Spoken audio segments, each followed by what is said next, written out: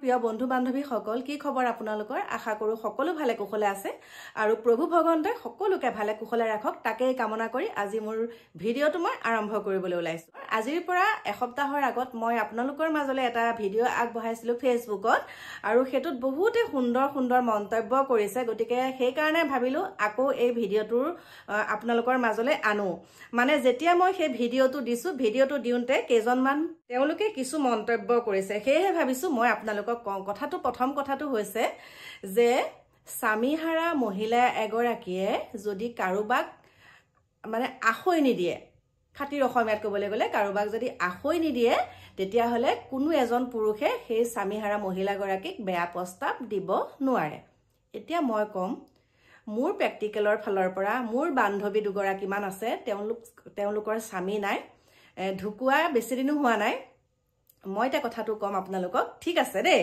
হেতু এক নম্বৰ কথা মই কথাটো উলিয়াই আহিছো আৰু এজন বিশেষ ব্যক্তি বুলি কৈছো তেওঁ মানসিকতাটো চাব তেওঁ নাম হৈছে বিচিত্ৰ মুনু বুলি আছে ফেচবুকত আপোনালোকে চাব বিচিত্ৰ মুনু তেওঁ কৈছে মই যে কৈছিলো যে আমাৰ অসমৰ দুগৰাকী হিন্দু মহিলা যে প্ৰথম হিন্দু মহিলা দুগৰাকী হৈছে এগৰাকী একদম লেখিকা অধ্যাপিকা আৰু অসমীয়া বিভাগত কৰে তেওঁ আৰু দ্বিতীয় গৰাকী হৈছে আমাৰ ভগৱানৰ পত্নী মানে জুবিনৰ পত্নী তেওঁলোকে বৰ্তমান সেন্দুৰ লৈছে স্বামী ঢুকুৱাৰ পাছত হেতু যেতিয়া মই কলো কোৱাৰ পিছত এই বিচিত্ৰ মুনু বুলাজনে কৈছে যদি 10 জনৰ লগত লিলিমাই কৰে তেনেহলে বেলেগৰ নামতটো সেন্দুৰ লৈয়ে থাকিব দেই কাৰোবাৰ নামত সেন্দুৰ লৈ 10 জনৰ লগত লিলিমাই কৰোৱাৰ বাবেহে এটো প্ৰস্তাৱ দিছে দেই এনেকুৱা ধৰণৰ মহিলাইহে মানে এনেকুৱা ধৰণৰ মহিলাইহে স্বামী ঢুকুৱাৰ পাছত সেন্দুৰ লয় আৰু এগৰাকীয়ে লিখিছে তেওঁ নামটো মই কৈ দিছো ৰব দেই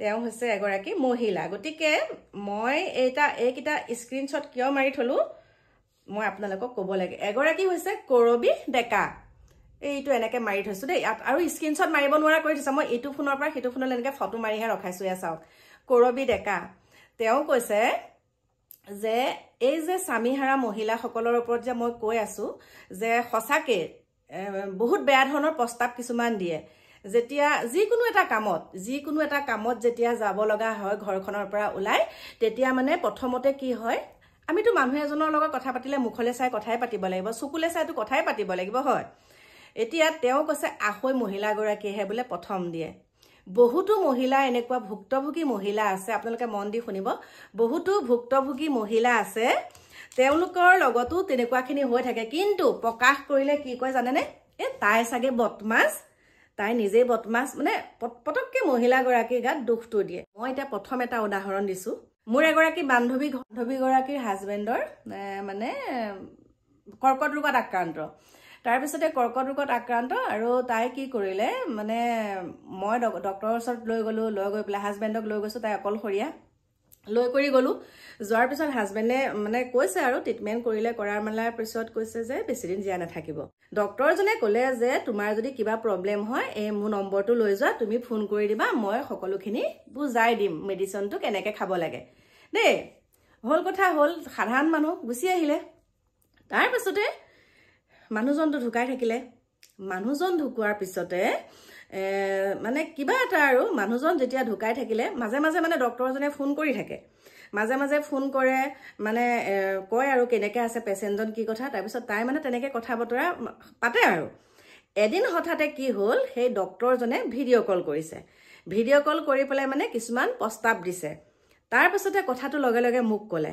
দেই মোৰ বান্ধৱীয়ে লগে লগে মোক ক'লে তাৰপিছত মই কৈছো ঠিক আছে কাৰণ মানুহজন ঢুকাই যোৱা বুলি গম পাই গ'ল ন তাৰপিছত বোলো ঠিক আছে তাৰপিছত ডক্টৰজন আমাৰ গুৱাহাটীৰে হয় দেই মই কৈ দিছো ডক্টৰজন আমাৰ গুৱাহাটীৰে হয় তোমাৰ যেতিয়াই মন যায় তেতিয়াই তুমি মোৰ ওচৰলৈ আহিবা মানে বেয়া শব্দ এটা কৈ পেলাই কৈছে তুমি মোৰ ওচৰলৈ আহিবা তাৰপিছতে সেই কথাখিনি মোক ক'লে চাচোন বোলে এনেকুৱা তাৰপিছত মই কি কৰিলো এদিন মানে তালৈ যাওঁতে মই নিজে ফোন লগালো তেতিয়া মানে তেওঁ কৈছে মানে অকমান আৰু বেয়াকে কৈছে তেতিয়া মই এনেকুৱাকে মানুহজনক গালি দিছো বোলো মই এনেকুৱা কৰিম কিন্তু মই তেতিয়া কিন্তু মই ভিডিঅ' নবনাও দেই মই তেতিয়া বহুত মানে বেয়াকে কৈছো ডক্টৰজনক আৰু সেই মুহূৰ্তৰ পৰা এতিয়ালৈকে নাই আৰু সেই কথাখিনি যদি মোৰ বান্ধৱীয়ে বেলেগ মানুহৰ আগত ক'লেহেঁতেন তেতিয়া কি ক'ব তোৰে চৰিত্ৰটো বেয়া আৰু এটা কথা কওঁ এইখিনিতে, আৰু এগৰাকী বাইদেউ মোৰ সম্বন্ধীয়, সেই বাইদেউৰ লগত গৈছিলোঁ 2012 চনত নগাঁও ষ্টেট বেংকত এখন পাছবুক খুলিবলৈ। আৰু সেই পাছবুক খুলিবলৈ যেতিয়া গৈছোঁ, যাওঁতে বেংকৰ মানুহ আৰু সেইটো চনতে। তাৰপিছতে পাছবুকখন খুলি কৰি বোলে কৈছে আজি নহ'ব, এনেকৈ ক'লে আৰু কথা বতৰা পাতিলে বোলে আজি নহ'ব, আপুনি মোৰ নাম্বাৰটো লৈ যাওক। তাৰপিছতে মই বাইদেউৰ লগতে আহিলোঁ, আহি নাম্বাৰটো লৈ কৰি আহিলে। অহাৰ পিছত আৰু তেতিয়াতো বাইদেউৰ আৰু কি আৰু বেলেগৰ পৰাহে ফোন কৰিব লাগে, তেতিয়া বাইদেউৰো ফোন নাছিলে দেই। কৈছে আপুনি মোৰ নাম্বাৰটো লৈ যাওক, আপুনি ফোন কৰি পেলাই মোক জনাব আৰু সেই তেতিয়া আৰু। তাৰপিছতে কৈছে বোলে হেৰি নহয়, বাইদেৱে তেতিয়া ফোনৰ নম্বৰটো লিখি আনিলে। তাৰপিছতে এদিন হঠাতে কি কৰিলে বাইদেৱে, হেৰি দেই, আগতে যে কিপেড ফোনবিলাক আছিলে যে, কি ফোন বুলি কয়, নকিয়া ফোন। বাইদেৱে কি কৰিলে এটা নকিয়া ফোন কিনিলে, আৰু নকিয়া ফোনৰ নাম্বাৰটো এয়াৰচেলৰ নাম্বাৰ, এয়াৰচেল আছিল তেতিয়া। তাৰপিছত বাইদেৱে কি কৰিলে এটা নকিয়া ফোন এটা কিনিলে, black and white Nokia phone এটা কিনি পেলাই তেতিয়া এয়াৰচেলৰ চিম এটা লগালে। এয়াৰচেলৰ চিম আছিল তেতিয়া, মোৰ কে সুন্দৰকৈ মনত আছে। তাৰপিছত এয়াৰচেলৰ চিমটো লগাই পেলাই বাইদেৱে কি কৰিলে, লগোৱাৰ 2 দিনৰ পাছত বেংক মেনেজাৰজনলৈ ফোন কৰিলে নম্বৰটোতে। তাৰপিছত বেংক মেনেজাৰজনেতো নম্বৰটো পাই গ'ল, বেংকৰ কৰ্মচাৰীজনে নম্বৰটো পালে, আৰু পোৱাৰ পিছত আৰু কৈছে এনেকুৱা। তাৰপিছতে একদম অশালীন প্ৰস্তাৱ আৰু দেই, ভিনদেউ কাৰণ ঢুকালে, অশালীন প্ৰস্তাৱ। সেইকাৰণে মই কৈছোঁ ঢুকুৱাৰ সুযোগ কিছুমান মই নোপোৱাকৈ কোৱা নাই। যেতিয়া এগৰাকী বিধৱা মহিলা, আজিকালি বাৰু বয়সস্থ হ'লেও তেনেকুৱাখিনি বেয়া প্ৰস্তাৱ দিয়ে, যেতিয়া একদম গাভৰু অৱস্থাত থাকিব তেতিয়া বহুতে অশালীন মন্তব্য কৰে। আৰু কিবা এটা কামত যদি আপুনি কাৰোবাৰ ওচৰত যাব লগাও হয় নহয়, তেতিয়াও সন্দেহৰ চকুৰে চাই বু বা বেয়া ধৰণৰ বদনাম উলিয়ায়। কিন্তু সেই মহিলাগৰাকী যেতিয়া কষ্টত থাকে, এসাঁজ খাবলৈ নোপোৱাকৈ থাকে, বেমাৰ বিঘিনি হ'লে মেডিচিন এটা নোখোৱাকৈ যেতিয়া বিচনাত চটফটাই থাকে, তেতিয়া কিন্তু বেলেগে খবৰ ল'বলৈ নাহে, তেতিয়া নাহে। গতিকে এনেকুৱাখিনি কেলৈ কৰিব লাগে? আমি নাৰী হৈ পেলাই যদি নাৰী এগৰাকীৰ মূল্যখিনি আমি বুজি নাপাওঁ, আৱেগ অনুভূতিখিনি যদি আমি বুজি নাপাওঁ, বদনাম যদি উলিয়াই থাকোঁ, তেনেহ'লে কেনেকুৱা ধৰণৰ হ'ব? আমাৰ মানৱতাটো ক'ত থাকিব? এতিয়া মই কৈছোঁ যে সেইসকল মহিলা, যিসকল মহিলা স্বামী ঢুকাইছে আৰু তেওঁলোকক একদম একাংশ আছে টানি আজৰি একদম এনেকুৱা সেন্দুৰ মুচি পেলাই আৰু একদম বগা সাজ পিন্ধিবই লাগিব। কেনেবাকৈ যদি ৰাঙলী সাজযোৰ পিন্ধিলে, তাই একদম বেলেগ মতা আছে চাগে, চাবলৈ গৈছে তাই, সেয়া দেখিছ কেইদিন নহ'ল গিৰিয়েকটো ঢুকুৱা। নাপায় নহয়, সদায় নিজৰ গাটো চিকুটি চাব লাগে। ৰঙীন কাপোৰযোৰ পিন্ধি পেলাই তেওঁ যেনিবা অকণমান ওলাই গ'লেই সেইটোত হ'বলৈ বেয়া কথা হয়। গতিকে প্ৰত্যেকৰে নিজৰ স্বাধীন বোলা বস্তুটো আছে, আৰু সেই স্বাধীন বোলা বস্তুটো আমি কেতিয়াও হস্তক্ষেপ কৰিব নালাগে। কাপোৰযোৰ পিন্ধি তেওঁ নিজৰ মৰ্যাদাটো ৰাখি পেলাই তেওঁ কিবা এটা কাম কৰিবলৈ যেনিবা গ'লে, পিন্ধক ৰঙীন কাপোৰ, কি হ'বলৈ আহিছে স্বামী ঢুকোৱাৰ পাছত? আৰু গোটেই জীৱনটো আৰু তেনেকৈ থাকিব নেকি? গতিকে মই ভাবোঁ, এতিয়া মই আজি যোৱাকালি ভিডিঅ'টোতো কৈছোঁ যে আমাৰ এইখন হৈছে শংকৰ আজানৰ দেশ। ইয়াত সকলো জাতি ভেদ নিৰ্বিশেষে আমাৰ শিকলিডাল একদম শিলৰ শিকলি। আমাৰ শংকৰ মাধৱে এইখিনি কৈ থৈ গৈছে, লগতে আমাৰ জুবিন গাৰ্গে ইমান সুন্দৰকৈ আমাৰ একতাৰ জৰিয়ে আমাক ইমান ধুনীয়াকৈ বান্ধ খুৱাই থৈ গৈছে, সেয়া প্ৰমাণ আপোনালোকে পাইছে।